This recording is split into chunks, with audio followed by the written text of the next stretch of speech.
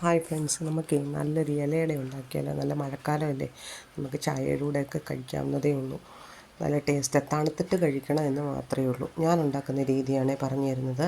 ഞാൻ പുട്ടുപൊടിയിലാണ് എടുത്തിരിക്കുന്നത്. ഇളം ചൂടുവെള്ളത്തിൽ ആവശ്യത്തിന് ഉപ്പ് ചേർത്തിട്ട് നന്നായിട്ട് ഇളക്കിയിട്ട് അതിലേക്ക് നമ്മൾ 1/4 മുറി തേങ്ങ, ശർക്കര, 5 ഏലയ്ക്ക എന്നിവ ചേർത്തിട്ട് നന്നായിട്ട് ഇളക്കുക. ഇഡലിത്തട്ട് അടുപ്പിലോട്ട് വെക്കുക.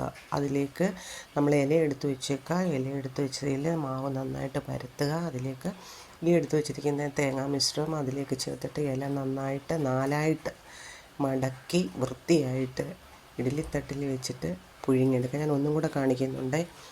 അപ്പം ഞാൻ ഒറ്റയ്ക്കാണ് വീഡിയോ എടുക്കുന്നത്, അപ്പോൾ അതുകൊണ്ട് വീഡിയോ ഒക്കെ അടിപൊളിയായിരിക്കും. സതീ ക്ഷമിക്കുക കേട്ടോ.